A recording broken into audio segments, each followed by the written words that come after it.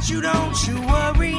If you were in a hurry, vibe with Kurre and Klapow. Kurre and Klapow, no matter how your day goes, they got a fresh new show today. It's Kurre and Klapow. Whether you up north or Gardendale or down south past Vestavia, turn up your sound and listen well, cause we got something to say to you. Kurre and Klapow, they in the know, their topics cover A to Z.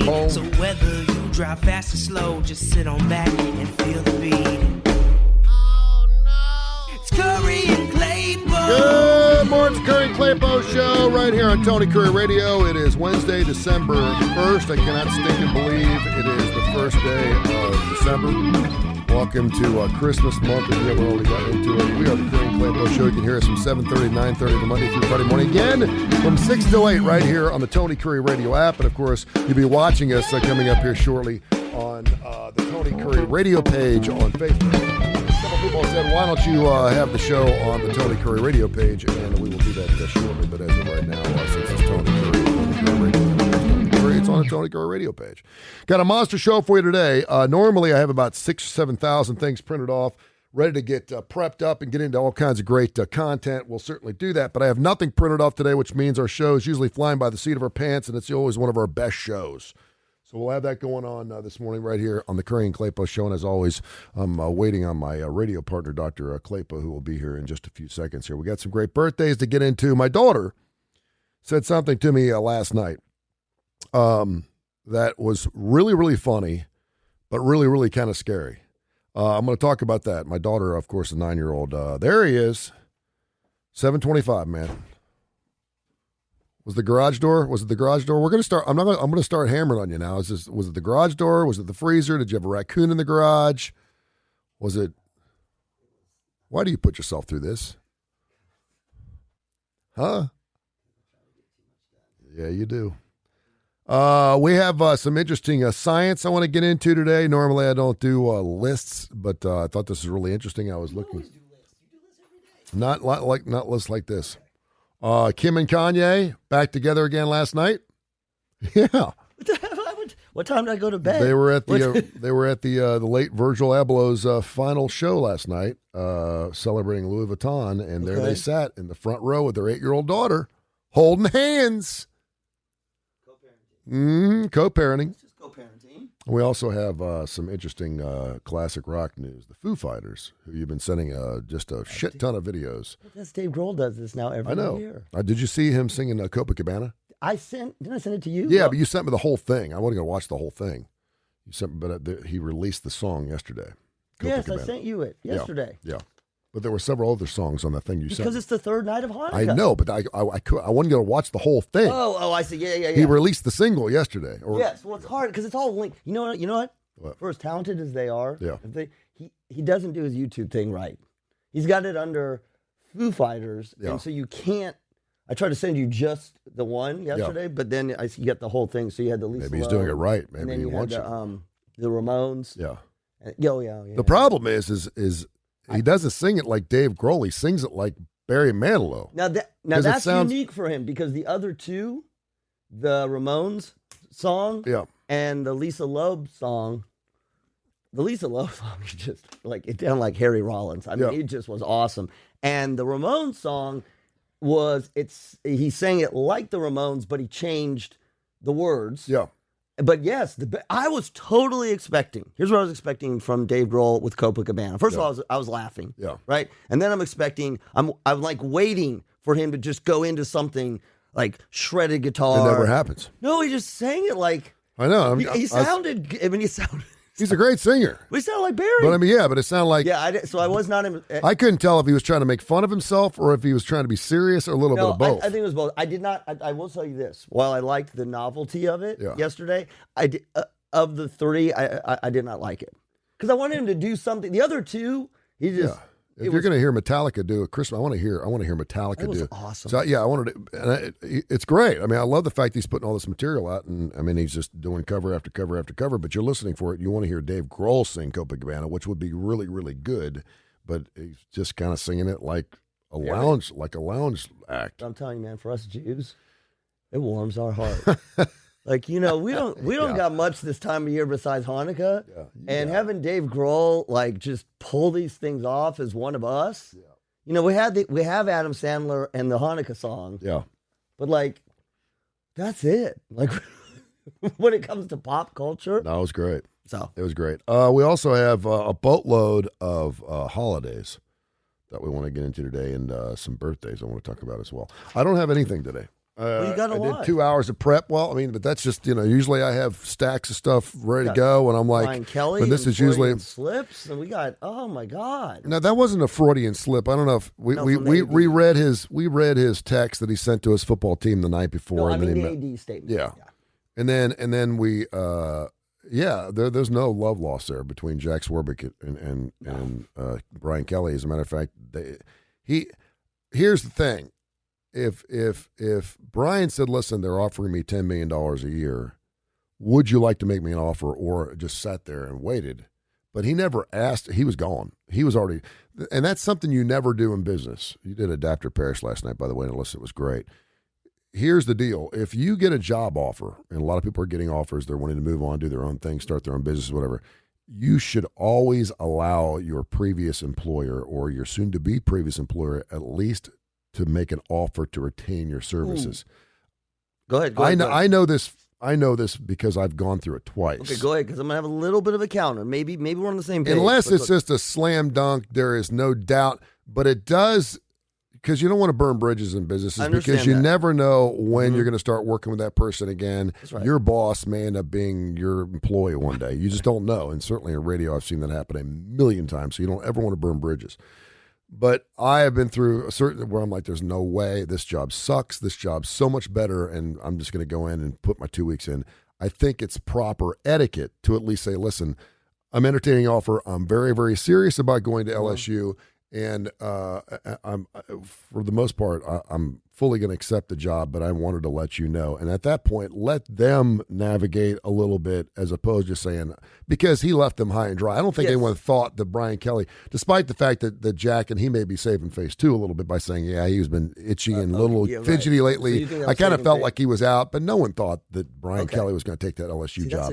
I think it would have come across as, and listen, Brian Kelly's never going to go back to Notre Dame. But you don't ever know. Right. You don't ever know. I mean, you see coaches get fired and they end up going back and working with the university in some other aspect, maybe as the president or the AD or whatever. No, he burned bridges. He burned a lot of bridges. And I think it's interesting what your comment was, that you felt like the AD's comments were may have been less authentic and more covering his own. Jack's got to protect Notre Dame. It didn't make Notre Dame look good that Brian Kelly left, and I understand why he left. I get it. I just don't think he did the right way. Accurate. So you don't think that Jack's comments about why he thought Brian left were accurate or truthful, but that he just got that he got the sense from Brian that on several conversations that there was this, whatever he said, this restlessness, he was kind of done.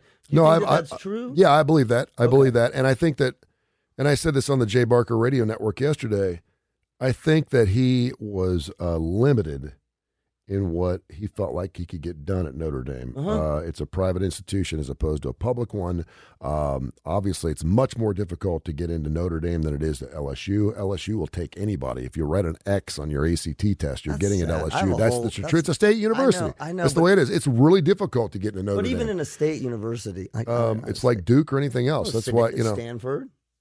Yeah, and that's why Stanford doesn't win national championships. Duke's a little different because you're only talking about 5 guys on a team as opposed to 125 guys. So, it's just a little different. It's much more difficult to recruit at a Notre Dame, and so I get that. And I also feel like we mentioned this yesterday. I said it on the show, and everyone was like, I didn't think about that. That's true. He's not a huggable, lovable kind of guy. He's not a guy you're going to fight for. I'm not saying his football team doesn't do it. But he's not one of those guys that you're going to go to the gates of hell for. We demonstrated it yesterday. Why? Yeah, certainly his football players might. Yeah. And he's a great coach. But his legacy lies with whether he can win a national title. He's going to turn into be one of these guys that he's going to be the Charles Barkley of college football. Like, okay, you're the most winningest coach at Notre Dame. Right. That's amazing. That's amazing. Right. To be the winningest coach at Notre Dame is incredible in 12 years, okay? So the only thing he's got to hang his hat on right now is he's got to win a national championship. And he does have a better chance at doing that at LSU than he does at Notre Dame. There's no doubt about that. I believe that, and I think maybe he didn't like the rules, the regulations. Maybe it was somewhat of the fact that it was a religious college. It was a research private school. I don't know, but I feel like, terrible. But well, yeah. So sad. But I mean, that's why I never felt like Brian Kelly was a Notre Dame guy. Oh, and I think LSU made a great choice. I don't think, normally you would hire a guy like that, and the way he left, you're kind of like, okay, this is our guy now. I think that they made a great choice. I think that's what they wanted. Why do you think he's a great choice? Because he's I think he's a hell of a football coach, to see what he's done at Notre Dame to keep them relevant. The other thing I think that really bothers him is I think he got a little taste of what it feels like to be in a conference last year through COVID, and I think he likes that. And while everyone's playing championship games this weekend, Notre Dame's sitting on their ass at home, not playing another game, and he wants to go out and play. He wants to prove himself that he's worthy of one of those four positions. The way he left his team was a crock of crap. I hated that part of it. It got worse. Yeah. I mean, he didn't do his players. I mean, his players were sitting there going, and then the call. When I read about calling them in the next morning at 7 a.m. after for a 3-minute, but you know what? You make a really good point. I mean, if you add the layers there of his personality, the limitations for him as a football coach at Notre Dame. When I say limitations, obviously he reached short of a national championship. He squeezed the blood out of the turnip. Yeah, so he did that. But you could see, it's interesting, it's 12 years. You can see over time that it probably piled up on him. And even to this point, what you're saying about not being in a conference, right? Yeah. And you see that in people's jobs all the time. It's interesting because about a decade nowadays that's about time where people are like, okay, first 5 years, I'm gonna give it a shot. This is exciting. This is new. Yeah. Okay, and then within 5 years, you kind of hit your, okay, this one's not gonna. This is not okay. I can work with this, and then you get to this point where, and particularly depending on your age, where you're like, okay, this isn't gonna change much. And then what I think is interesting is if you're young, you relatively young, 30s.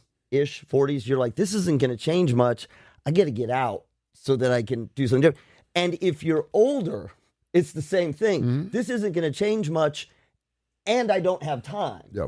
The thing is just sad to me, and I'm always disappointed in leaders when they do this.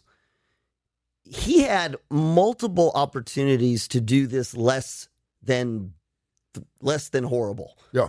Yeah. I mean, the text message was bad. We talked about that yesterday. And I was thinking, okay, find the text message. You blew it. All right. Call your players in, sit down, have a heart-to-heart. And even if you did that privately, given that you sent the text, let the athletic director know that they can tell the public that you had a private, quiet meeting with them, because that's good. But he didn't do that. No. They have the transcript. No. It's 3 minutes long.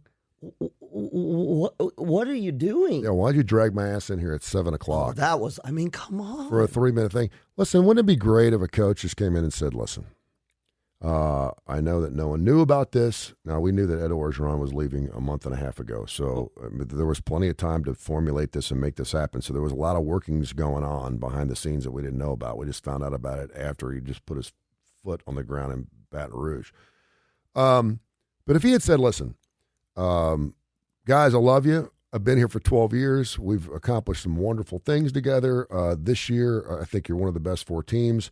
Unfortunately, I have decided that I'm going to move on. Let me explain to you briefly why I decided to do this. It breaks my heart because we've grown together, and you're my guys, and we've got a wonderful thing. And I know a lot of people thought I was going to stay here, but as a man, and you'll realize this later in your life, that sometimes you have to make some choices. And at the age of 60, the money's too good, and I just really appreciate it. And I feel like I've got a better chance at consistently vying for a national championship at this next school I'm going for. And I think people would go, you know I get what that is, but you know what that is? But he sat there and said, boys, there's opportunities, and I had to take it, and thank you, and walked out the door. And I'm like, what is that? Listen, that kind of tough conversation is what keeps relationships alive. It keeps parents and families together. It keeps corporations together. It keeps politics and nations together. And most of the time, stuff like that, like what he did, happens because we are uncomfortable sitting with being uncomfortable. Yeah. We won't do it. And I'll go one step further, and I'm using him as an example, but there are a gazillion people. Man up. Yeah. You think you're a courageous leader? Mm-hmm. That is the most wimpy ass way of walking out. And I'm not saying it's just him. I see it all the time. It is, I've decided to take this thing, I'm moving on, or someone else makes an announcement. Yeah. You get in there and don't even make excuses. Like the way you are today. No excuses. You can even say, I recognize I've let you down. Yeah. But I had to make not even but, because you don't want to say but. I let you down, and I had to make a decision for myself, and I chose to do this, and I apologize for doing that. Yeah, apologize to the kids. And then you just shut up. Yeah, and just let it go. And let them be mad at you. They're men. I know they're young, they're kids, but they're men. They understand and they have a things right like to this. be mad. I mean, Sure that's the thing we do all the time, man. We see this in marriages, You screw up, you apologize, and then your partner's getting mad at you, and then you don't want them to be mad at you. Yeah. Well, you just did something that made them mad. Yeah, the college football playoff committee came out last night. They dropped Notre Dame to number 6. And they did say it comes into play when you lose your quarterback or lose your coach in this particular case. This is unprecedented that we'd ever have a coach that's about ready to play for a national championship. And right now they have about a 51% chance of making the college football playoffs. Despite the fact they dropped to 6th, they have a better shot at making it than Oklahoma State, ranks 5th. A couple things have to happen. It doesn't have to be mass chaos. Alabama has to lose. They're an underdog. Cincinnati could lose. Michigan, who's number 2, could lose to Iowa, and Iowa's got a lot to prove. They're a 2-loss team. That was number 2 earlier in the season. So there's a couple of things that could happen. It would not be like, whoa, weekend if Notre Dame somehow gets in.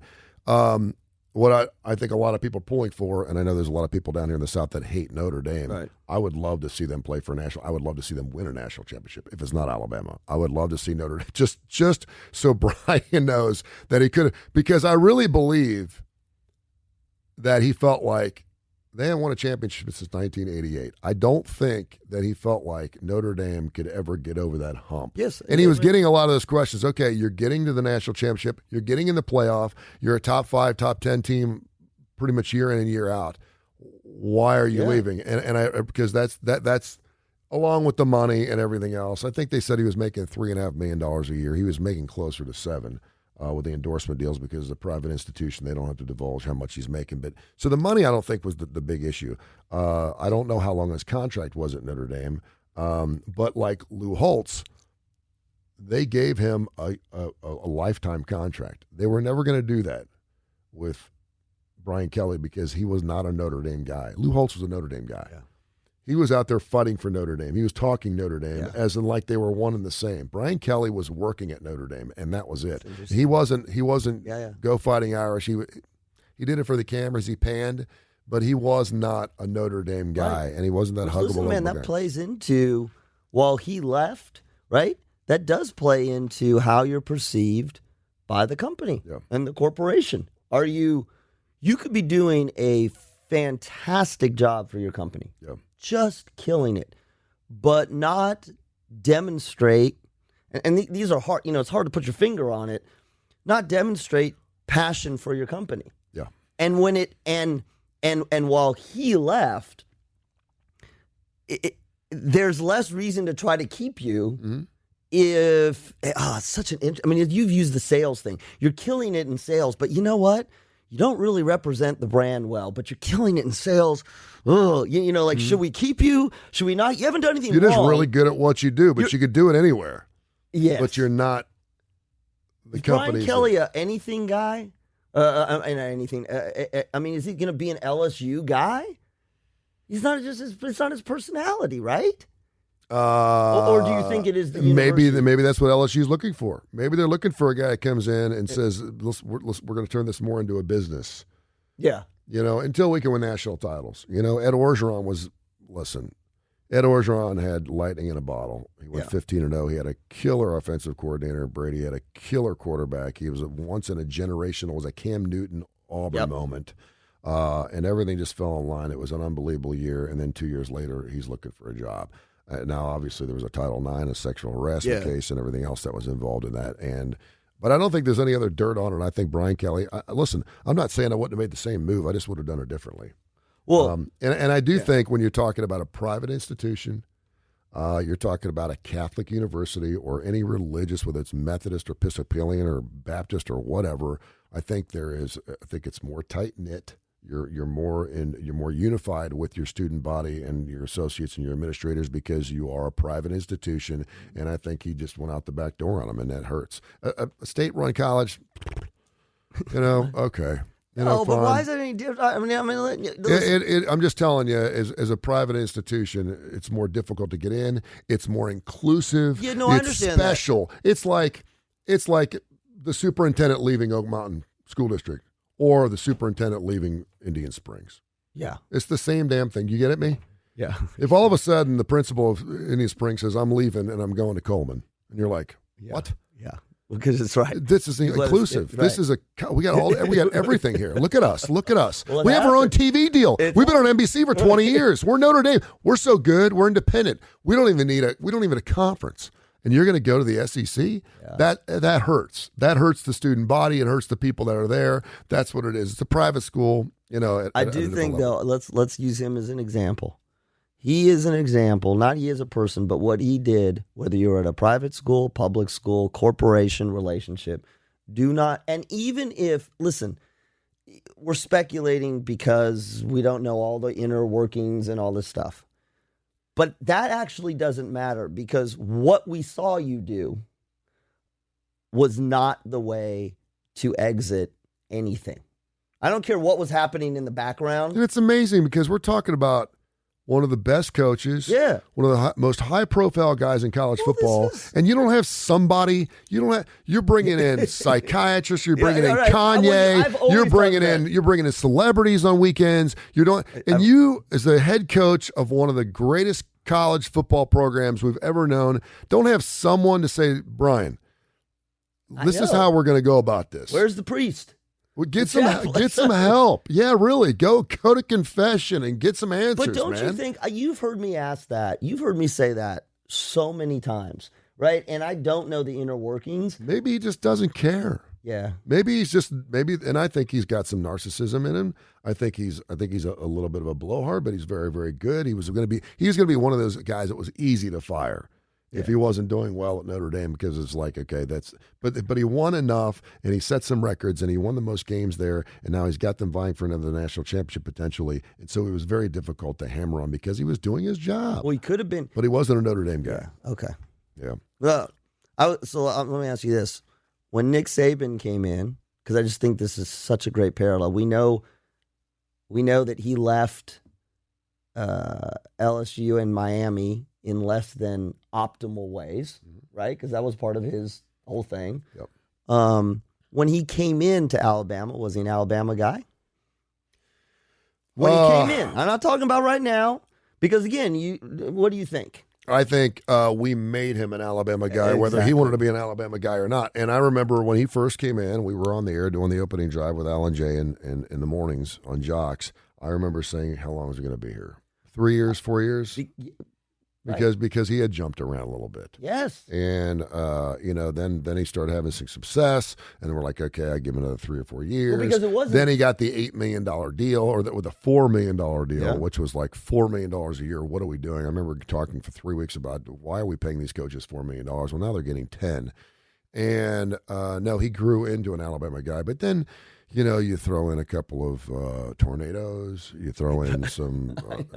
You throw in some different things where you're more community based. Well, and he is. I mean that, and maybe that is. With all due respect and compassion towards people that were affected by the right, tornado, but it made them. He turned into a community guy. Well, Miss Terry's out there promoting things. They did Nick's Kids. He's got a Mercedes ownership. I mean, he is entrenched. He's got a lake house. That's what I'm saying. Brian Kelly. Both Nick Saban and Brian Kelly, when they came in, were not automatically, because of their lineage and their history, Notre Dame or Alabama guys. Yeah. Nick Saban, because of not just his winning, because of his connection with the community, and even with, again, we've said this, Nick Saban is not, his personality is not Dabo Sweeney. You're not ready to go give him a big hug, and yet behind the scenes he's doing all these things. And Brian Kelly didn't. And then on top of it, here's the other thing I think Brian Kelly did that was a mistake. And you just said this.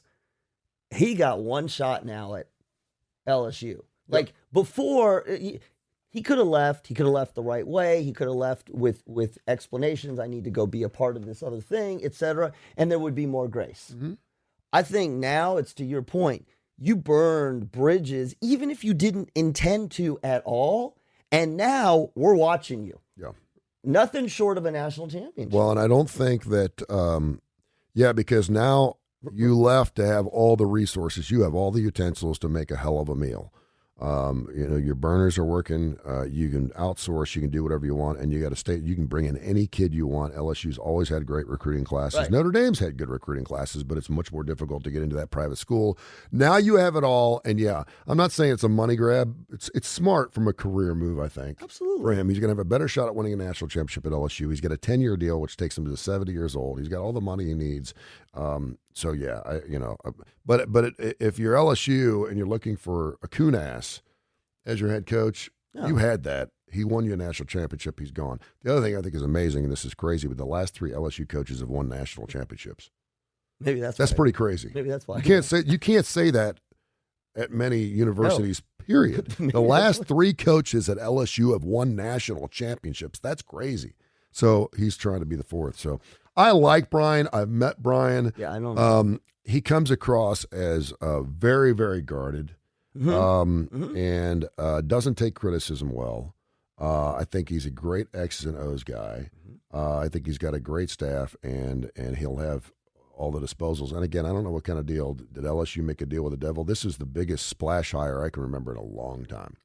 Yeah. I mean, the biggest splash hire. Yeah. It's bigger than Lincoln Riley, bigger than Nick Saban, bigger than anything, because you got a guy that is represented, and for the most part, as far as I can remember, has kept the university at Notre Dame pretty clean. Yes. Outside the stuff in the Catholic community. Yeah, well, that's at that Catholic university. Outside the priest and all those things going on, he's done pretty good at keeping it in house. Just can see him going, come on, guys. Maybe that's why he's getting out. That's interesting. Today is Woody Allen's birthday. How old's Woody? I thought he's dead. No, he's Woody Allen. Yeah. No. Woody is one of those Me Too guys that has escaped. He is. Yeah. I think it's because he's just too damn old. I thought he was too old, but Bill Cosby but at 86, man, he has gotten away. He is unscathed. I think it's because Woody's weird. Woody was never he was never America's family father. Oh no. He was never a rap singer. He was weird. He's always been weird. People wanted to be in his movies. They knew if you were in a Woody Allen movie, you made it big. And so, but he's Woody and he's just strange and he's kind of bizarre. Well, he didn't deny, he embraced, not the right word. He acknowledged what he did and rationalized. He's one of those, I talk about Dave Grohl's Good for Us as the tribe. Mm-hmm. Woody's done some amazing things, and at the same time, plus the thing about Woody Allen, his movies are great. You know me, I don't like stereotypical neurotic Jew. Yeah. We got to do. I don't like because I am. He doesn't one, represent the Jewish He community. doesn't. Well. He's not a brand ambassador. It's like Brian Kelly. Like he's done an amazing job. I think, but like I don't want you. We are not like all like that. Yeah. Richard Pryor would have been 81 today. Bette Midler has a birthday today. She's got to be pushing 76. She's 76. Very good. Charlene Tilton. Remember young Charlene Tilton? Yeah, from Dallas. She's got to be pushing 63. She's 63. Very good. Lee Trevino turns 82 today. And I don't know if you saw Tiger Woods had his first press conference yesterday. I did not see. Oh, I didn't see the press conference. I saw the interview. He did with the woman from the Golf Channel when they showed him playing golf, and then they interviewed. He's like a robot. He squashed the. Well, first of all, he's getting the best care you could possibly get. Well, yeah, I know. He mentioned the fact that they talked about amputating his leg. He's back out. He talked about getting back in the tour, and then he threw out the patronizing, well, these are the best players in the world. I don't know how I can compete. I fully expect him to play golf again. And he's had the comeback of all comebacks. We had the whole, what's going to happen first. Tiger Woods wins a Masters or blah, blah, and he did that. I mean, the guy's amazing. And I was going back through his career, and he is one of the most screwed up, beloved celebrity sports figures we've ever had. We've given him so many chances. Yeah. Because we love him and we know what he did with the game of golf. And he did. He opened hundreds of thousands of new golf courses. He gave minorities, African Americans, the belief in the opportunities and resources to play golf more so. I mean, he changed Augusta. I mean, he did so many great things for the game of golf and the PGA. And I'm sitting there watching him, and I'm like, he's got nothing more to prove. He's got nothing to prove. No. Unless it's to himself. And if he feels the need, and I don't know how old is he's got to be, he's pushing 50. He's got to be in his 40s. He's getting close to 50 because I know we talked about him playing at the Regions. And I'm thinking to myself, because we're a redemptive society, we want to see, we love comeback stories. Yeah. We love comeback stories. We talked about Mike Tyson, sticking a pound of coke up his nose with his pet tiger and 100 pounds overweight for him. Now he's licking toads, and everyone loves Mike Tyson because he's Mike Tyson. Right. Michael Vick, we can go on and on and on, Robert Downey Jr.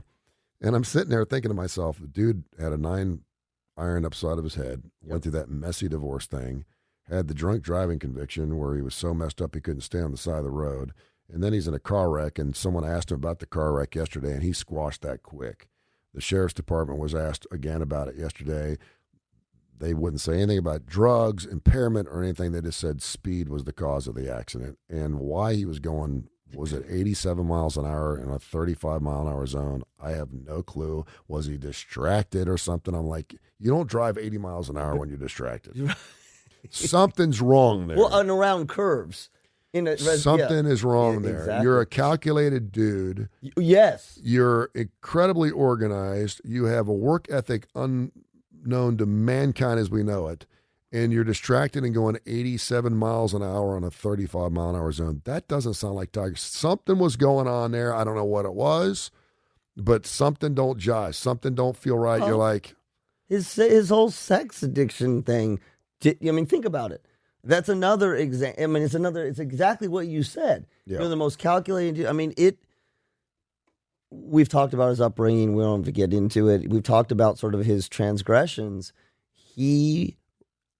What we see in Tiger Woods is what you see actually in a lot of people, and that is there are a whole lot of demons that have come out and that we've seen them from sexual. I'm not a big on sex addiction, but sexual, whatever you want to call it, indiscretion, to opioid addiction, to all of that.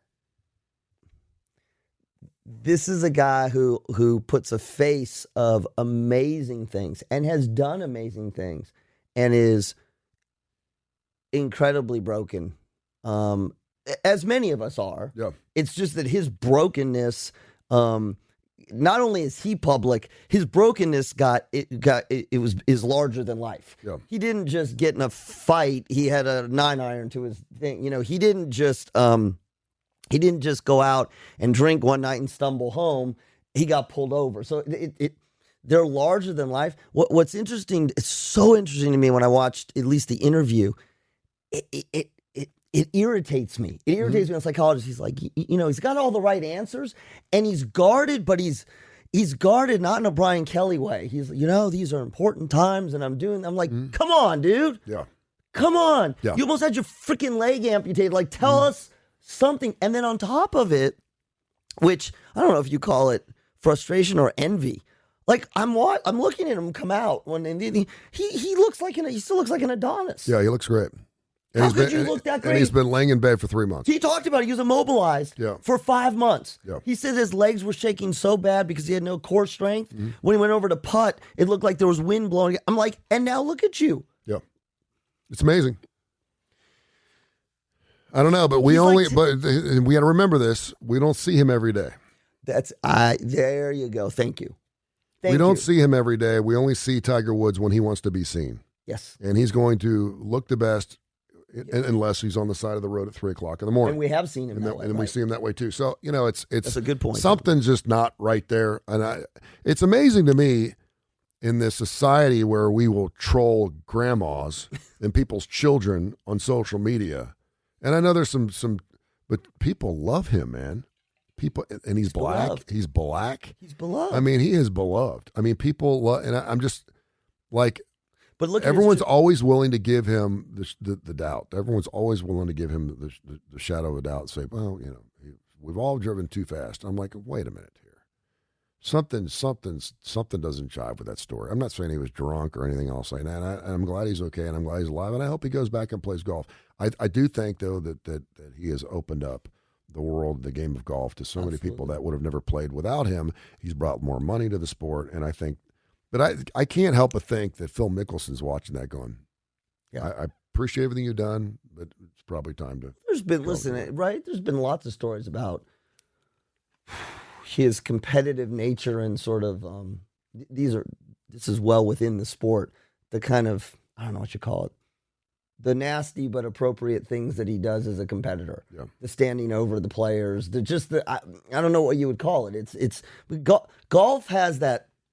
It's so, to me, and I'm not a golfer, but golf has this, it's almost two-faced. Yeah. Right? It's all about, it's gentleman and gentle lady sport. Sure. It's about cordialness. Yeah, but then behind the scenes, there's trash talking and and it's a sport. It's a competitive sport, and he's always been that way. So that's why we love the John Daly's, we love the DeChambeaus, we love those guys that are like the weekend hackers. That's why Caddyshack was such a huge movie, because it took it so far to the right, and it was hilarious. Because for weekend hackers like us, we do piss on the golf course. We do spit on the green. Right. We are telling nasty jokes on hole number 3. I do bet Phil Mickelson's like, oh my God, come on. Now, I think Phil and Tiger are friends, and I think Phil's done some stock things that are a little interesting. There has been stories for years that Phil and his wife are swingers. There's been all kinds of things. Oh, really? Oh, yeah. There's been all kinds of different stories about him, too, and I think he's just kind of like, but they've gotten through unscathed. But it's an amazing story. But I'm sitting there, the fact that it's been this long since the wreck in February, before he finally came out, 9 months, did a presser was pretty amazing. But to your point, he looked fantastic. He looks great. He looks a lot older. Yes, I know he's got a little chip on his. He looks like he looks like his age now. He's had 5. He's starting to look like his dad. 5 back surgeries. Yeah, 5 back surgeries and almost amputated. Like. It was amazing to me, and you make a really good point. When he first came out, I mean, I was looking, is he limping, is he whatever, but then I looked at his face. He's got great skin. Yeah. Like he lost his hair and everything, but he's got great skin. Yeah. He doesn't look like us smoking cigars. That's a genetic thing. Well, he's got... Black people age beautifully. They do. Well, and he's also, what is he, Taiwanese? No, what is his mom? What's his mom? I'm not sure. Thai. And you talk about the sex addiction thing. I think that's interesting, because if it was any other addiction, there'd be questions about what's going on with maybe there was something going on in the car that we don't know about. You don't have to be with someone to have a sex addiction. No. Oh, this accident. Yeah. Oh. I'm just saying. And there's been some guys that have tried some things going 80 miles an hour down the freeway. But okay. That's one of those things that's kind of, when someone has an addiction and they go to get help for it, they either celebrate their anniversaries, I don't know how you do that with sex addiction because no, you don't. Well, because that's so taboo that if you're addicted to alcohol but yet you're still allowed to drink, you just have to do it with the right person. Well, dude, listen, that's a weird addiction. Well, but this is eating disorders. Yeah, right. Yeah. Mm-hmm. Yeah. Anyway, we're happy he's back. I fully expect him to play golf again. Well, and he said he's going to play selected. And now everything's gravy because if he ends up not making the cut, we're like, well, look at the dude. He's a robot. He's got pins in his legs. He's got 5 surgeries. He's had a 9-iron upside of his head. He's had, and I can't imagine. And the one thing that I was concerned about was if he's taking all these medications for his back, and I don't know what he's on now. I'm sure he's taking some type of pain medication. Yeah. Maybe it's the thing that he does. Maybe what we all wish we could be like, in that we would love to be able to have the willpower and the heart and the faith and the intuitiveness to follow through on a physical therapy or any therapy. That's a great point. And I think that's just amazing because most of us would have one back surgery, wouldn't be playing golf again in our lives, and he's doing it at the highest level. And we like, wow, that inspires us. That's what makes him. And he's human. Yeah. He cheated on his wife. Yeah. He drives too fast. He does imbibe. And so that's, we like Well, that. but he's not like John, like we look at John Daly. Yeah. Now, has John Daly had any back surgeries? No, I don't think so. He's had some things on his back, but not back surgeries. I mean, I told you that, the Kobe Bryant said, I didn't come back because, I decided this was my last year because I couldn't do the off-season rehab anymore. Yeah. So I just couldn't do it. He said, I'm so injured. He's like, I did not have what it takes. This is what you're talking about, Tiger Woods. I didn't have what it takes mentally to get through it. I've done it however many years, and I don't have it. I mean, it's interesting, and I know we're doing all sports, but I think Baker Mayfield is a Russell Wilson to a lesser extent, but I think the Baker Mayfield story is something that we're going to have to watch, right? He's getting just the crap beat out of him. He's injured as all get out. Roethlisberger's sort of the same thing. Roethlisberger's the same thing, but Baker Mayfield's young. He's getting injured like crazy. He keeps trying to get out there. I wonder how long he has before the cumulative effects. I'm not talking about CTEs or anything, right? The cumulative effects just make him unable at a much younger age to rehab. Yeah. Speaking of the devil, your boy didn't play basketball last night. He's in COVID protocol, huh? Who, LeBron James. I thought he's vaccinated. Well, but there's still, the problem is, they're all. He said he's vaccinated. He said that he was not he was not vaccinated until recently, and then he did his homework and said, I'm vaccinated, and so is my entire family. Yeah, he may not have been. Well, you're right. He may not have been through the booster. So it's either he had an inadequate test or he tested positive for COVID, one of the two things. So he's out at least 10 days. They've said he's going to miss. He's the missing piece there for the Lakers. They have to have LeBron James. There's rumors. He's averaging 26 and 10 by the way this year. There was rumors about their trading Russell Westbrook. Did you hear about that? Yeah. Come on. Got to do what you got to do. Today is Antarctica Day. Yay! I don't know, what does that mean? Oh, you celebrate that continent. It's the lost continent. It's the continent we never talk about. They don't have COVID there, I don't think. Oh, yeah, they do. No, they don't. The polar bears do. Today is basketball day. Just basketball day. It's not international basketball. It's not national. It's just basketball day. It's just a day to celebrate the basketball. The basketball. Now, is it the basketball day? Oh, yeah, it's just the basketball. So it's just the basketball. Is it the sport? Or is it just the ball? No, I think we should just go with the ball. The basketball day. I tried to find some information. I couldn't find much. Today's Clark Kent's birthday. Today's Playboy Day. We celebrate Playboys. Playboys or Playboy the brand? Playboy the brand and Playboy. Just Playboy Day. Okay, Playboy with your basketball. Yeah. Okay. Playboy's just been the most bizarre thing because it really started, as far as I'm concerned, the whole porn industry. And then they stopped showing hoo-hoos, and then they went back to showing hoo-hoos, and now there's Hugh Hefner news, and there's some Playboy. They got the Playboy channel. It's still got Playboy still has a huge brand to it. We talked about but that. It's not worth anything. It's weird. It's like there's still a lot to. It's like they're not being run right. Like you guys didn't come along. You guys, the articles, blah blah blah blah, used to be on the back of every toilet in America. They could have made. Now listen, They could have really evolved. They could have made the transition. They could have been, because they could have been, you look at like some of and the all the social dirtbags took Playboy and ripped it and went off, and the Larry Flinted it to the point where now it's like, right, it could have gone the other, yeah. Yeah, but it's Playboy Day. Today is the Rockefeller lighting of the Christmas tree. Oh, great. It's always the first Wednesday after Thanksgiving, so that's going to happen later on tonight. Today is good. Rosa Parks Day. Is it really? Today's Rosa Parks Day, yes. Today is Special Kids Day. Celebrates kids with special needs, which I will certainly celebrate with my 14-year-old. Wonderful. There's a lot going on today. And today is World AIDS Day. Wow. Yeah. Okay, so now this one, short of the basketball, and I'm biased because I'm basketball. Yep. This was, you didn't give me any stupid ass ones. There was a couple stupid ones, but I could not. I, for sake of the Kurre and Klapow show, want to make sure that when I'm giving you information, it's real. And so I found a couple things. I was like, this is not even a real day. National Horn Blower Day. I was like, that's well, and we may not get into it. It's also the first day of Barbados' independence. There you have it. As Barbados. Of yesterday, they declared no more. They will. Who not are they with? They're Queen. It was a territory of England. Really? So now they're on. So they got their own president. Listen, president, female. Yep. Prime minister, elected president, female. Prime minister, female. Yes. And then Rihanna.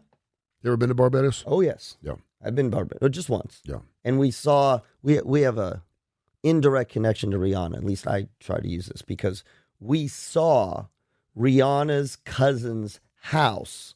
And we were out in the water, and there was somebody at the house. So we're going to assume that was Rihanna's cousin. Yeah. So because of that, I believe that I have a connection with her. Okay. Well, she was also, and she was named. Yeah. Which I wish they would have come up with something better. She was officially named Barbados National Hero. That's her official. Yeah. Like I feel like they could have. That's the first hero since they became independent. Yeah, but still, like, don't you think I could think of better people to bestow it upon. No, she is.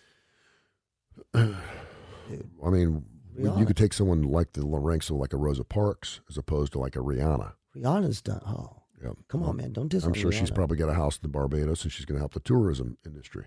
Be careful now. You're 18 years old. You want her to move out. She's not 18. I'm talking about Barbados. Oh yeah. You want her to move out. You're on your Hamilton. own. This is the United States. You're on your own now. Okay. This is what they said about us. Unlike Puerto Rico that wants to move back in with mom and dad. This is what they said about us, right? From England. They're like, okay. That was 250 years ago. Well, I think it is. Man, I think it is. To go independent now takes some chutzpah. That's right. Takes some balls, particularly in what we're going through right now in this world. That takes some balls to say, I'm moving out. Well, so interesting was just within the states. So California's danced with it for years. Yeah.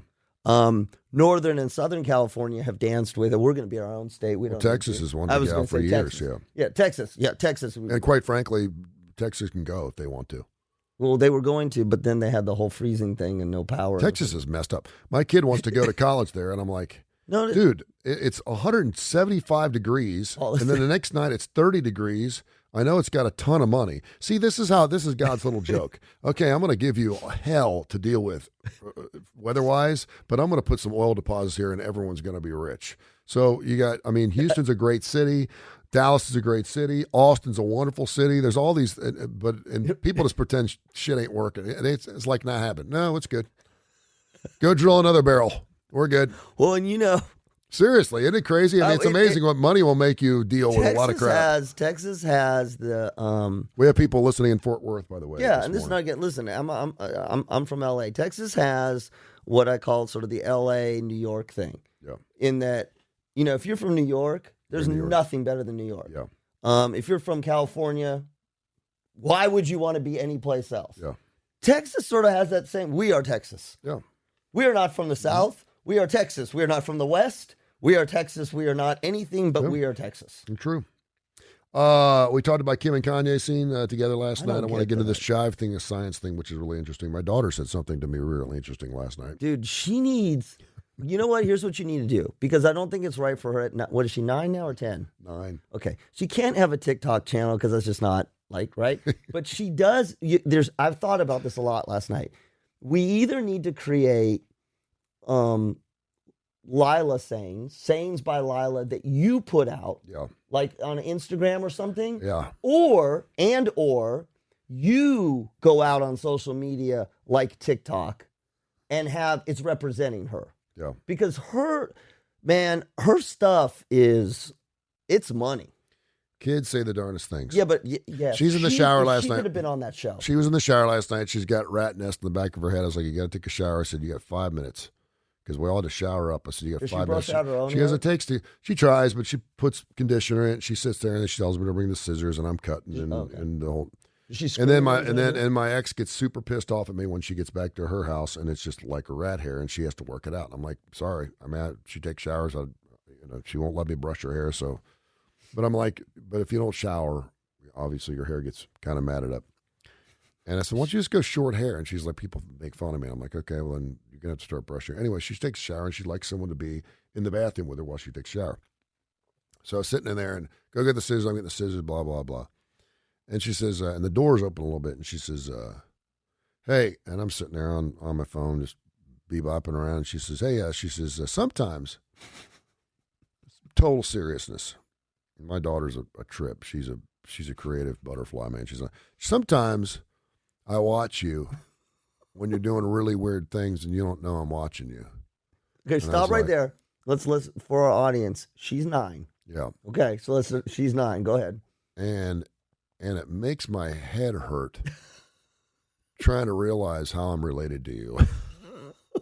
And I said, what? Yeah.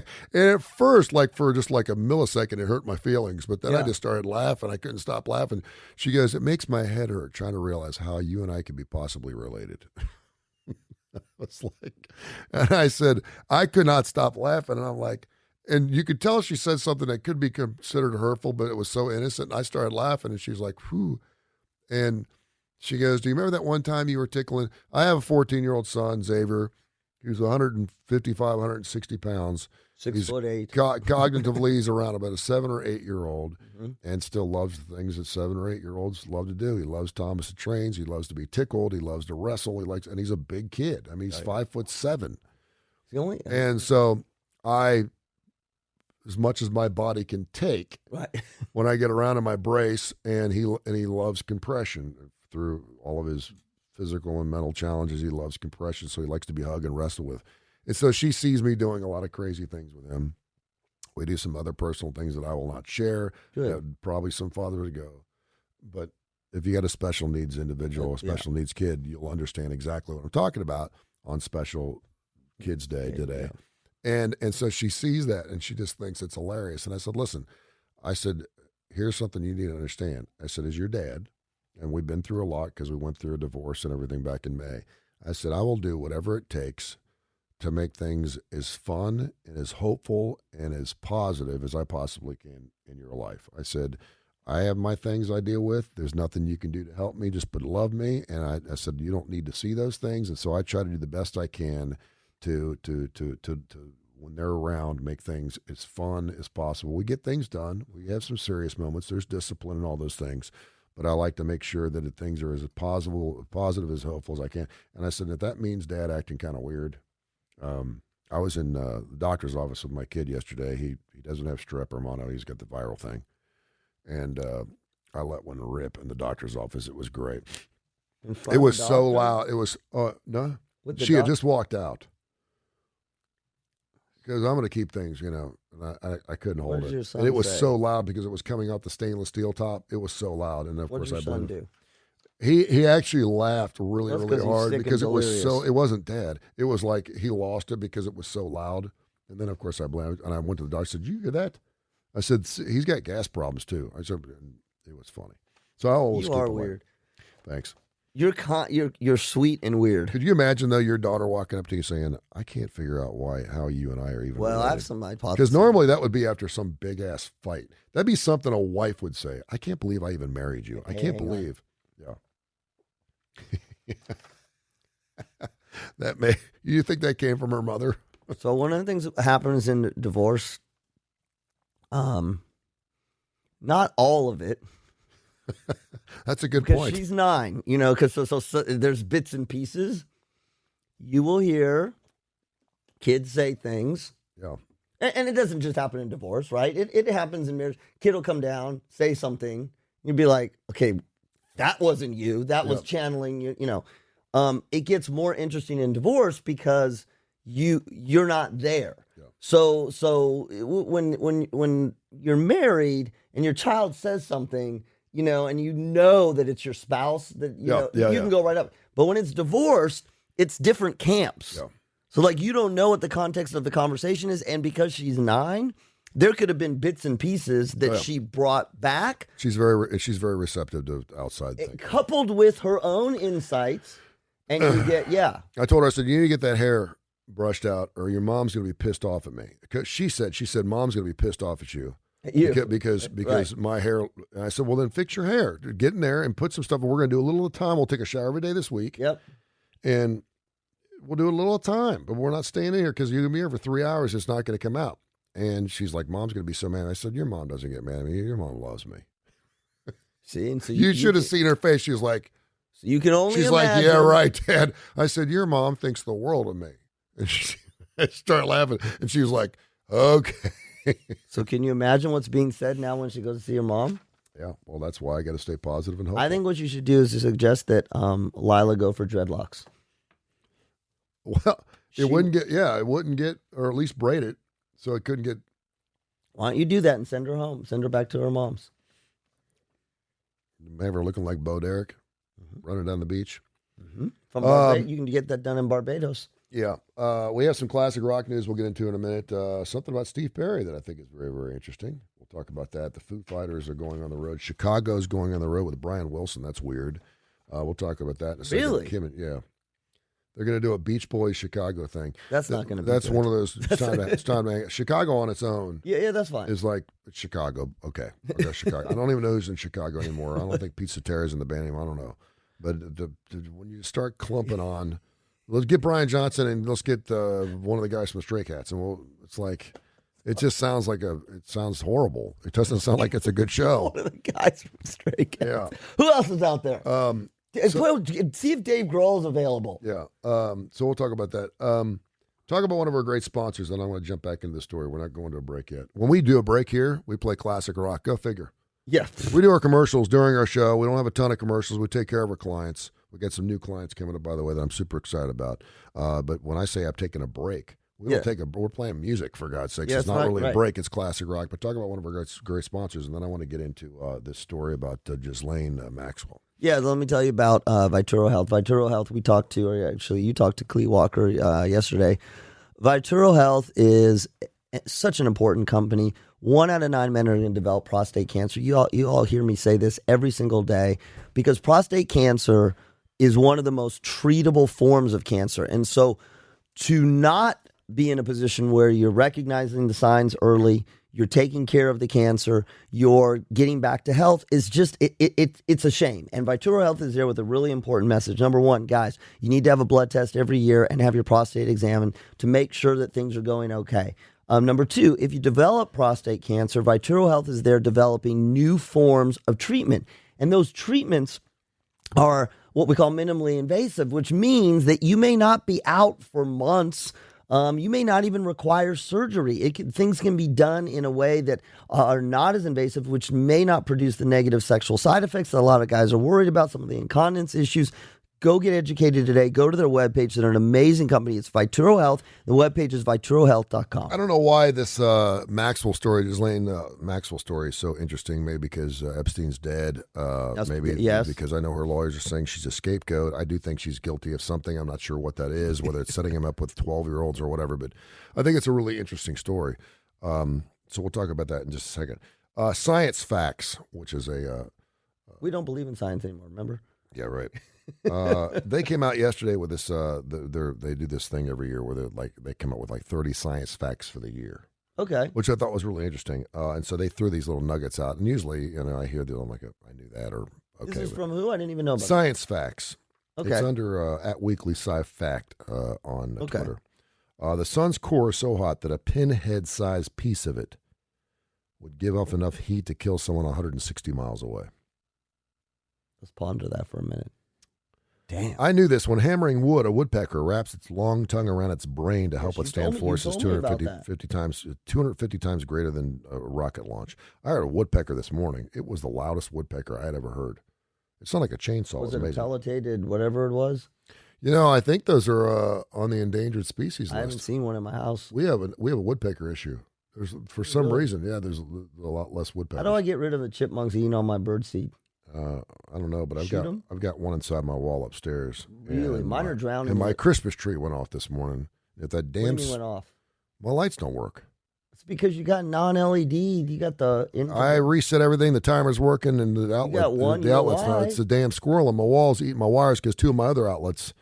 I need to call an electrician. Loch Ness, the lake. Yeah. Is deep enough and long enough to contain the entire population of the world 10 times over. No. See, that's one of those. Really? No. That's from science. What? No. It's pretty deep. That's why they haven't found that monster. Well, you'd have to, but I mean, okay. But no one would have any personal space. No, if you just laid bodies on top of each other, but 10 times over. That's a head scratcher. Yeah. Spider silk, for its weight, stronger than steel. Yeah, we know that. It's been calculated that a pencil-thin strand would be able to stop a Boeing 747 mid-flight. Wait, what? If you had a pencil width of spider silk and you flew a 747 into it, it would break the plane apart. I believe that. How? Spider silk is really, but if you took enough spider silk to make a 1 or a half-inch wide spider thing, it would stop an airplane. Yeah. Okay, that's why Spider-Man is so effective. It's pretty amazing. Yeah. All the gold ever mined, 165,000 tons in the history of the world, would only fill the space of 3 Olympic-sized swimming pools. That's why they're always sorry. Are people willing to kill for it? On what is it called? Oh my God, Gold Watch? No, Gold Rush. That's why they never find anything on Gold Rush. No, I mean, they find something that's so small you can't even see it. You're like, you got to find a lot of specks of gold. Watch Gold Rush? I do. I watch those shows in hopes to find something. the whole Jules gets I'm like, wait, okay, hang on. So I watch. This is my guilty pleasure. Yeah. I watch Gold Rush. I watch Deadliest Catch. And by the way, Vanderhouse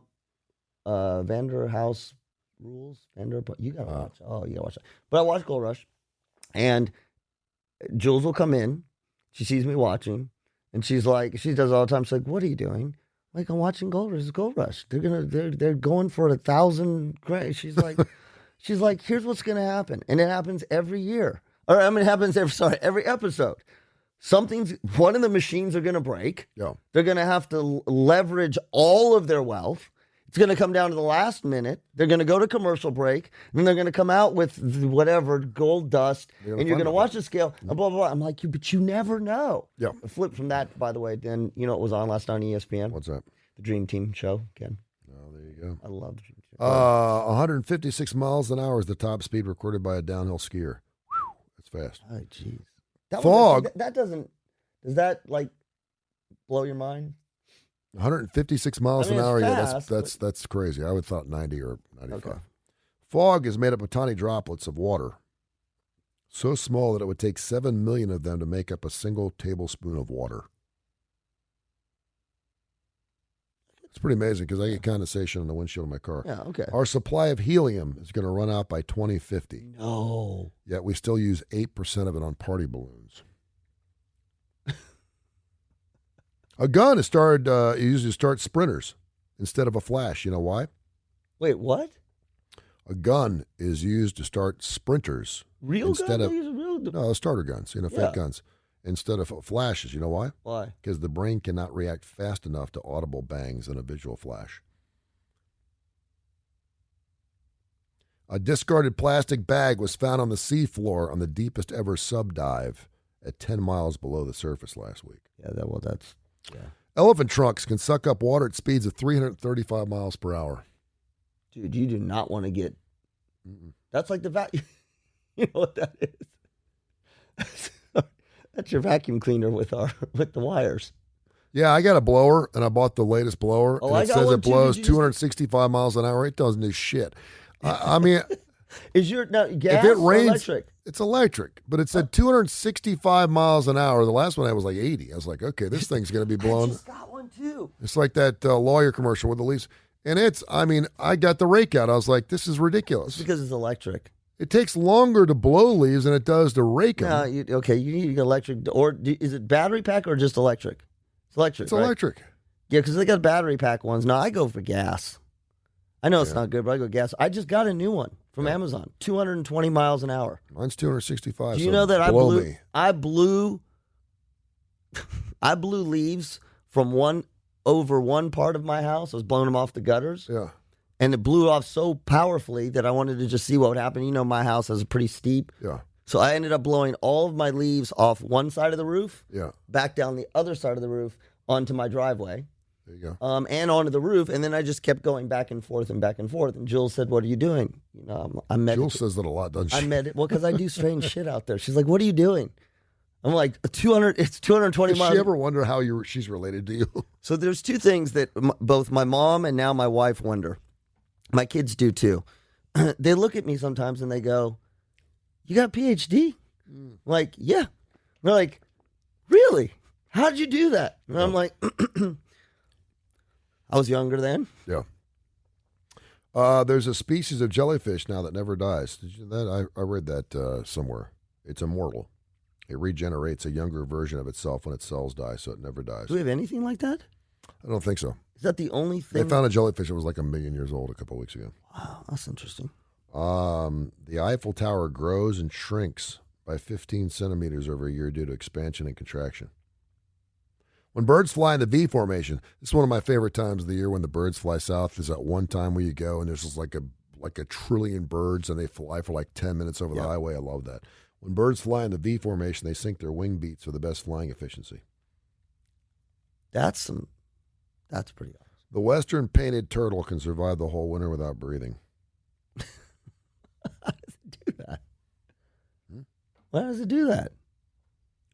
Turtles breathe. The flags left on the moon have been bleached white due to exposure to UV light and extreme heat. Okay. Sunflowers can be used to clean up radioactive waste.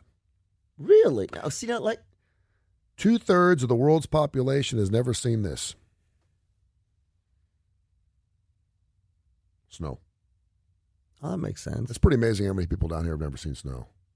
Never? I was talking to someone the other day, and they were like, wouldn't it be great to get snow? I said, yeah, it happens about once every 5 or 6 years. I think JP Dice told us once every 5 or 6 years we get something, a dusting or something. But I would bet that half the people in Birmingham never we get it more snow. than one. It was only 1 in 5, 6 years? Yeah. No, we get a little bit. Like, you know, where you have to look really carefully. Yeah, I think snow is like, where you can actually see it on the ground. Oh, dude, when I was like a people kid, see frost, they think it's snow. It's like, I think it's snow. When I was a kid and it snowed in the San Fernando Valley. Yeah. Oh my God. We were skiing on asphalt. Yeah. Humans are bioluminescent. We glow in the dark. We do? But 1,000 times weaker than humans are able to see. So we're bioluminescent, but our eyesight isn't able to see the bioluminescence because our eyesight is 1,000 times weaker than what it would take to see it. What can see it? Wombats are the only known species to produce square poop. It takes 40,000 years for light to get from the center of the sun to its surface. But it only takes 8 minutes to get to the Earth. I have a hard time. That's a physics sort of astronomy thing.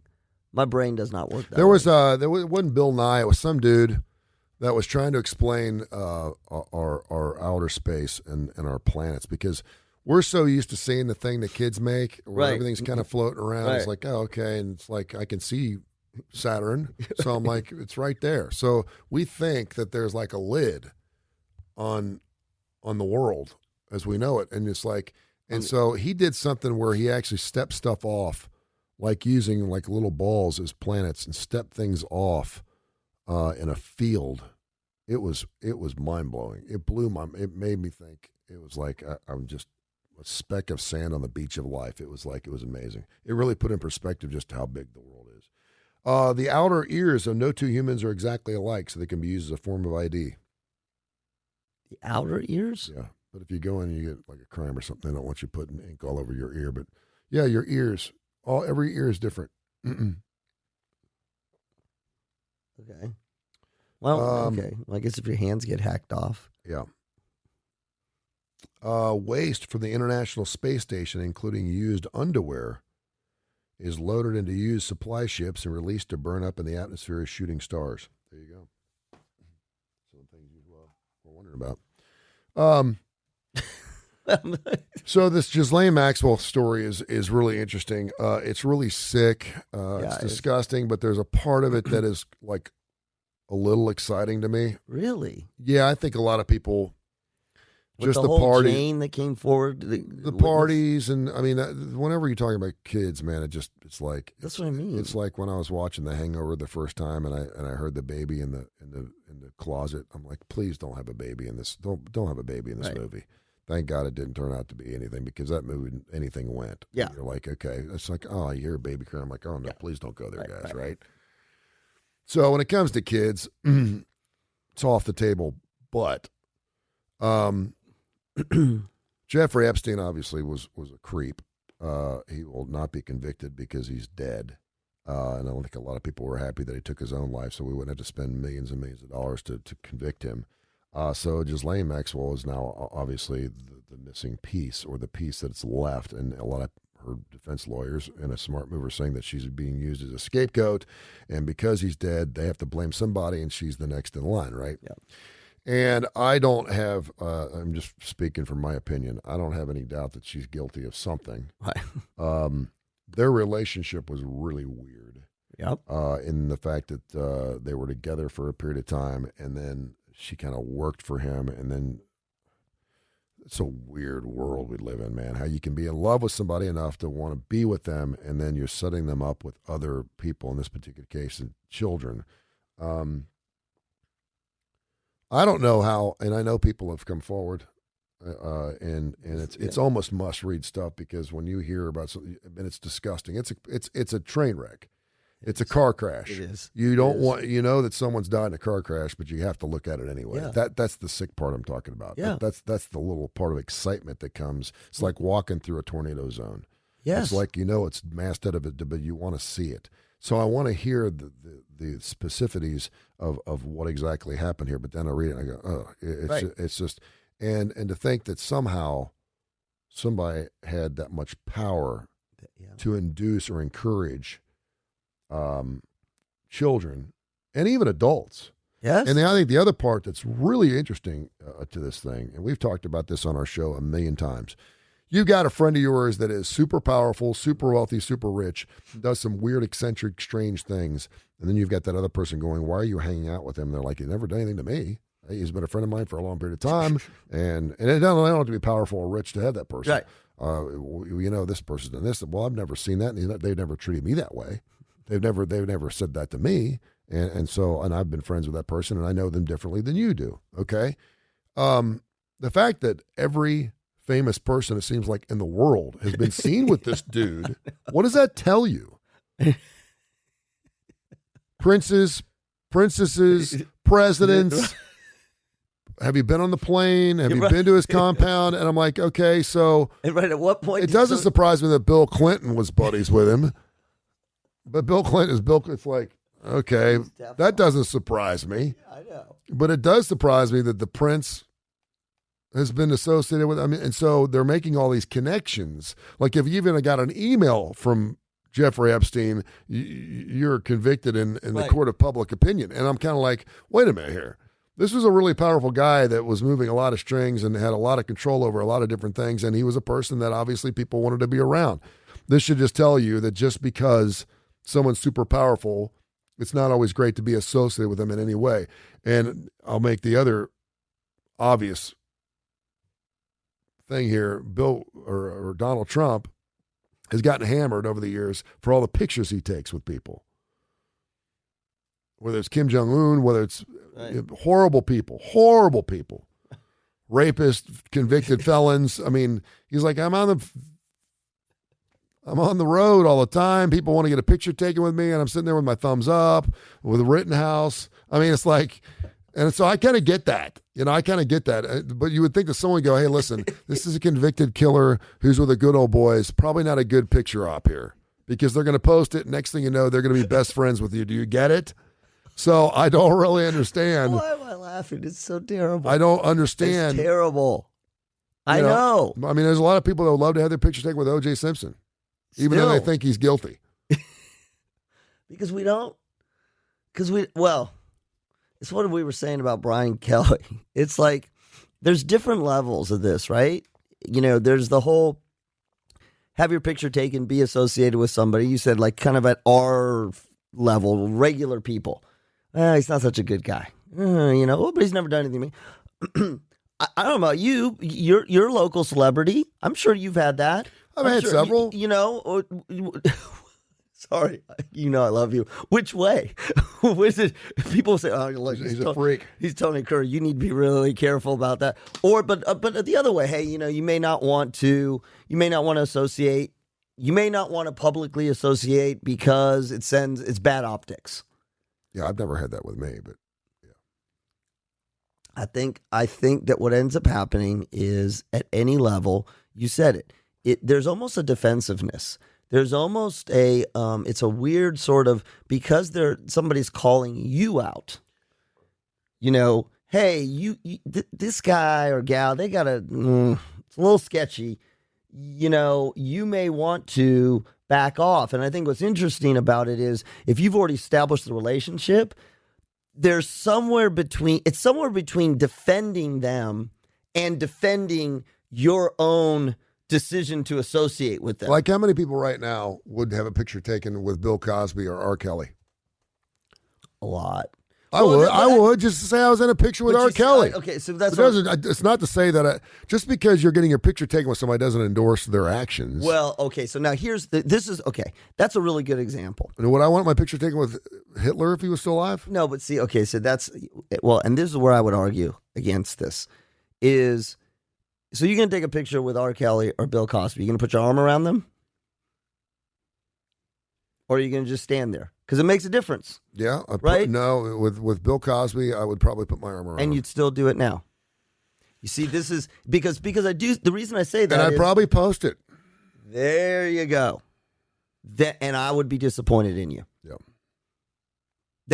Because I think that's the whole point. It's saying, "Oh, I'm going to get a picture with O.J. Simpson or Bill Cosby because they're famous." It depends on whether you think he's guilty or not. He's a free man right now. Did he pay his debt to society? I've had my pictures taken with murderers before. So now, okay. I have. So that, if in your caption, when you're posting on social media, I'm killing to put this picture out.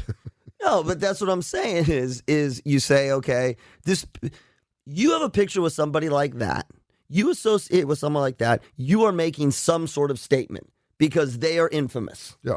Right? So your statement, you better be able to live with whatever your statement is. And if you said, okay, Bill Cosby, he's paid his time, he's a free man, and because of that, I stand for freedom, and so here's my picture with Bill Cosby. Yeah. I'd still hammer on your ass like, dude, what are you doing? Yeah. But and they would probably get retweeted 100 million times. Well, you see, but that's the sick thing about us. Yeah. Right. So, but I think it's different. Hanging out with Jeffrey Epstein, you do wonder, minus the nasty, bizarre stuff, how did it behoove a Bill Clinton? Like, what was it that Epstein had besides what we think he had? You know what I'm saying? Like, Bill Clinton doesn't need to hang out with him. I think the Jeffrey Epstein thing, and I'm probably going to catch some crap for this, but I'm just going to go here because I believe this. Because the media takes the juiciest, best pieces, right, and blows it up. Right. I don't think Jeffrey Epstein was having orgies 24 hours a day. Not 24 with 14-year-olds. No. Okay. Not 24. Right. I don't think Ghislaine Maxwell was having orgies 24 hours a day, and I don't think she was constantly out there trying to find him 13-year-olds to have sex with. I do think it happened. I don't know how many times it happened. They had the sex plane. I don't believe the plane was the sex plane. I believe it was a plane that was used for transportation that sex was had on, and because sex was had on it, all of a sudden, if you're on that plane, you are having sex with a 13-year-old. That's what the media does, because that's the sexy part. That's the part that sells. We don't care about Jeffrey Epstein and the fact that he's a criminal or a convict or a freak or a pervert. We care about the fact that it was underage girls, and there were how many of them? I don't know. That's the sexy part the sick, sexy part that the media likes to, because that's the part that sells. Right. And that's the whole thing with Ghislaine Maxwell. I'm not saying she's a nice woman. I'm not. She comes from an incredibly affluent family, so she didn't need that power. She didn't. She came from the Maxwell family, for God's sake. She didn't need to do anything. She didn't have to work a day in her life. Well, yeah. And so that's the other part. It's like, okay, now they're trying to make the connection between her and her family. You know, it's kind of like, it was almost like at a much different level when Paris Hilton started posing nude and stuff. And it's like, it's the Hilton family. Is that going to hurt their brand or help it? Well, now in the long run, it's really helped the Hilton family. They're making more money than they've ever made because of Paris and all the crazy things she did. Now she's married and wants to have kids and stuff. So I think that, that's a part that certainly shouldn't be ignored. And that's the part you need to go after because that's the illegal part. It's the sick part. But I don't think that just because you were seen with Jeffrey Epstein meant that you either liked him, you wanted to hang out with him, or you were having sex with one of the girls he was bringing in. Now, do I think that there were some situations where Jeff said, we have some dignitaries here, so I need a flock of women for tonight, Saturday night, 8 o'clock? Do I think that happened? Yeah, I do. But that happens I got to be careful here. That happens a lot. Yes. And I'm here to tell you, it happens at your favorite university every weekend. That's right. What in the hell happens when your 17-year-old son goes to the University of Alabama or Auburn for a recruiting weekend? Right. One of the Tigerettes. Yep. They find 3 or 4 of the finest looking girls, sorority girls. Would you mind showing Jimmy and the Jimmy and Joes around the campus this weekend? Right. Why do you think they do that? They don't take the big fat chicks and go, here, show them the strip tonight. No, they take the most attractive girls. There's a whole group of them. We used to see the fax machine girl. It happens in all facets. It happens in rock and roll a lot. I've seen green room lists. Hell, I told you my Def Leppard story. Mm-hmm. Here's 7 backstage passes. Go find me 7 good-looking girls. We want to have some fun during the show tonight. During the concert. Mm-hmm. It happens all the time, well, and a lot of times it happens because women are not only available but willing to put themselves out there. School teachers making it with Joe Elliott during Rocket. I mean, I've seen it at every single level. So, with power comes a lot of really dangerous, crazy things. And again, I think he's a scumbag. I think he's a perv. I'm glad he's gone. I don't know how far Ghislaine Maxwell was involved in that, but she obviously was seen with him most than anyone else. And so she had to know what was going on. And I do believe she partook in some of those sick rituals. But that's where the power, that's where the power corrupts. You become brazen. You become the belief that you're untouchable. Yeah. Right? I mean, we've seen it over and over again. And the debate always is, the interesting psychological debate is, and we talk about hubris, and this came out with Matt Lauer. You could even make an argument with Governor Cuomo. Well, yeah. We're hearing more stuff about him now. And his right. And so it becomes... Son's got kicked off of CNN because of it. Yeah, that was an interesting... I watched the next... Anyway, what's interesting to me is, as a psychologist, were you primed to be corrupted because of who you are, how you were raised, what your genetic predisposition is? In other words, were you either a bad egg to begin with or ripe to be a bad egg? Or were you fine, let's just call it fine in quotation marks, and as you became more powerful, they call this hubris, that sort of the power corrupted you? And the jury's out, because I can't speak for myself. I definitely think that there are warning signs early on for people who are more likely to go down a bad path as power comes in. I think everybody who gains power in their lives is in a position where is in a position to make really bad judgment calls. I'll give you the most basic example that I can think of that brings us back is parenting. That's the one I can think about. As soon as you become a parent, maybe dog ownership, that's the pet ownership. Yep. You go from being, and I shouldn't equate the two, but it is the same. You go from being just you to you owning and having influence and control over something. Yep. In some cases, it's a living organism, and in other cases, that living organism is a human being. And we've talked about this. We see this in parenting. We see parents all the time, and I will admit, and I think every parent has been there, that feeling of I own you. Mm-hmm. I own you, and my transgressions are none of your concerns. Yep. And so imagine that, though, getting bigger and bigger and bigger, and you don't have the connection, this is my child, this is my loved one, and it just gets bigger and bigger and bigger, where all of your decision-making leads in the short run to anything that you want it to be. And this is where morality, the whole idea of morality is fascinating when it comes to corruption, because what we have to rely on when we get in these incredibly compromising positions of power is something that tells us, don't do this. Mm-hmm. Yeah. And how many times we've seen it? We've seen it with clergy. We've seen it with presidents. It's almost as if I was going to say most of us. See, this is the problem. Here's the problem. Because there's lots of people, for all the ones with the Epsteins, et cetera, we could create a list of people, public figures that have been, it almost feels like anybody in a powerful position, depending on what that power is. It could be the power over your own company. Yes. It could be a president. It could be an enormous amount of power. It could be celebrity. It could be R. Kelly. Yeah. It could be Bill Cosby. It could be Cuba Gooding Jr., who's probably going to go down. His trial starts next month. It could be all these different things. And it only takes one girl. And they're all men. I mean, every case I can think of is men. You don't hear about Blondie sexually abusing people or the Go-Go's sexually abusing little boys. Well, it's always men in powerful positions, whether it's the Governor Cuomo. I mean, there's a list of, college football coaches, Bob Kraft. We could go on and on and on. Right. Deshaun Watson. I mean, there's that's sports. We could sit here for you can take every single category, and that's why with that power, all it takes, and I think about rock and rollers all the time because I see women throwing themselves at rock and rollers, and they're women. I've known women that I'm like, I know their hearts, I know what they're at, and they're butter on the floor when it gets in front of their favorite celebrity, their favorite rock and roller, and they're throwing themselves at them. I'm like, what are you doing? Yeah. It's a bachelor party. Yeah.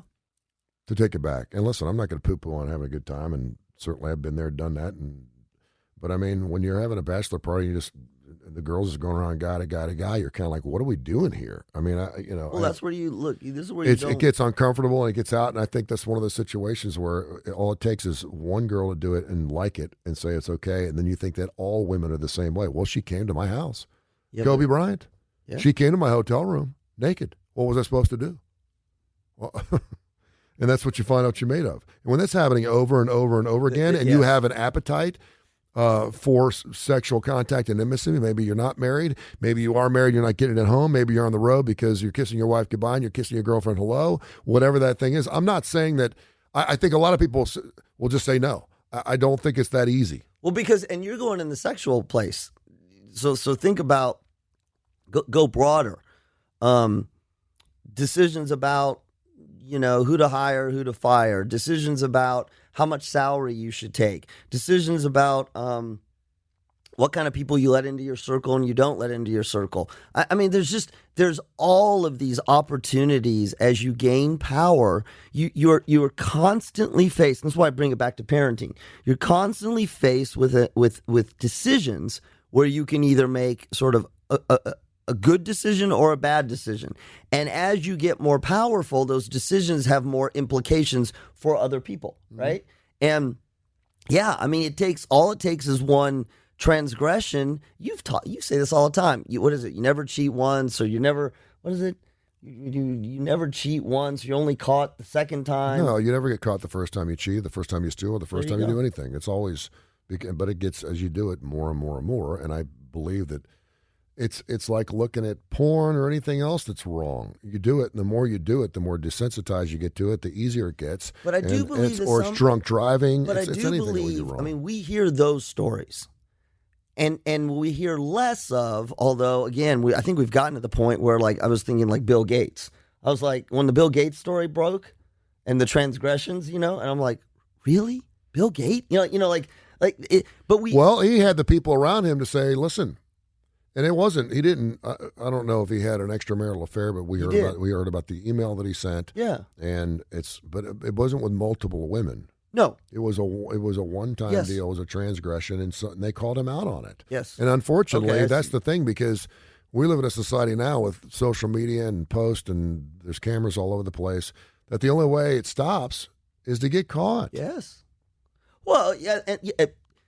That's why when we see celebrities like Mr. Rogers or, and I'm using people here, Tom Brady, LeBron James. That's why the Kobe Bryant thing was such a head scratcher, because we knew Kobe Bryant was like, it didn't surprise me because I had heard stories about what NBA players do on the road. It's just when you get a guy that doesn't cheat and doesn't go down that road. Did it surprise me that Robert Kraft? I just thought he was too old to even want to enjoy something like that. Yeah. But I mean, there's no doubt that when you've got the money and the wherewithal and the resources to get whatever you want whenever you want it, you're going to partake in that, and it just becomes a part of your routine. See, I believe, and I think that's where Deshaun Watson got burned too. I believe that, and it's so hard to get here, but I believe that it should be, you can't make it mandatory, but it should be part of your own belief is as you are rising in power in anything. Again, this is why we have marital therapy. This is why we have parenting experts, right? Or your pediatricians or whatever, that it is incumbent on you to make this, to accept the following. You will become biased and corrupt as you gain power. You will need to lean on people who don't tell you what you want to hear. You will have to, have people in your inner circle that you will listen to. And I say this because if you think about, think about when your first relationship or your first time you're a parent. Yeah. Right? You think you know it all, then you realize you don't know it all. And so what do you end up doing? At least a lot of people do. They call their parents. Yeah. Right? The parents who they never listen to, and they're like, oh my God, my kid's screaming, what did I do when I was a child? Like, we have to trust the fact, and I know religion talks about being, we all sin, but I'm going to do it this way. We all make errors and biases as we navigate through life. This is why you need somebody watching your ass. In good marriages, you watch each other's asses. Yeah. Right? In good relationships, our friendship, you're watching my butt. Yeah. You see me doing things that you don't think are right, you'll tell me. But the problem we have is as we become, as we get more and more like, oh, this works for me, I don't need Tony to tell me what to do. Yep. We have to put our trust that we can't navigate life on our own without getting input from our friends, family, clergy, whatever. Yep. Just Nope. And that's why it's important to make sure that you have someone to call your ass out. Yeah. Yeah. That's the whole don't let me do this, don't let me do this, don't let me do this, right. Let me do this. Okay, I told you not to let me do this. Well, and it's why it's important to have a close-knit group of people like Brian Kelly when he's talking to his football team. I'm like, dude, did your wife not say something to you about how to approach your football team? What's going on? So what you see, Urban Meyer is a good example. Another one is you get to this place, and this is when you've become corrupt. And I say corrupt, I'm not equating Brian Kelly to Jeffrey Epstein, but you become corrupt when the people that are in your inner circle and are telling you, dude, you're making a mistake, don't do this. You've become corrupt, brainwashed by power when you say, I know what I'm doing, leave me alone. Yeah. I know what I'm doing, leave me alone. Mm-hmm. It happens. It's corruption. it is also, go one step deeper, we usually do it when we know we're wrong, but we're too afraid, scared to admit that we're wrong in this decision because we don't know how it'll all play out. Yeah. See it with CEOs all the time, right? Brian Kelly. Yep. I've made this, I made this decision that I need to make, and I really effed up on the way that I communicated to my team. Yep. And you're right. 6 people miss it. Okay, Brian, call the team in and, no, I got this. Yep. Hey, we do have something going on later on tonight to Livewire Wednesday. It's our AC/DC show. We do it every single Wednesday night from 8 until 9 o'clock. I always said that if I had my own radio station, I do, Tony Curry Radio, then I do a whole hour of AC/DC. It's my favorite band, and we do it every Wednesday night from 8 until 9 o'clock, brought to you by Southern Precision Staffing for all your staffing needs. It is Southern Precision Staffing, 205-682-2828. They're right here in Hoover, Alabama. They serve the United States of America. They're fantastic. They do a wonderful job. I love Baywatch. And I know Kai's probably watching that too. His son's a huge AC/DC fan, so we'll get after it later on tonight live at 8 o'clock. 205-682-2828, 205-682-2828, where your handshake and your words still mean something. It's Southern Precision Staffing. Talk about another one of our great sponsors. We'll do some classic rock. Be back at you in a minute. Woodhouse Day Spa. They are running. Oh, please. You got to call Woodhouse. If you're local, call Woodhouse Day Spa, 905-7676. That's area code 205. Or run right up to the summit where they're located. If you're not and you're looking for an amazing gift, go to their webpage, birmingham.woodhousespas.com, birmingham.woodhousespas.com. This is the season where you're going to find the best deals from Woodhouse Day Spa. And they are a resort. Manicures, pedicures, facials, massages, all kinds of products to help you feel better, help you live better, and it's all available to you. Go to their webpage today. You can book a reservation. You can get one of their amazing gift certificates, and the webpage, again, is birmingham.woodhousespas.com. That's birmingham.woodhousespas.com.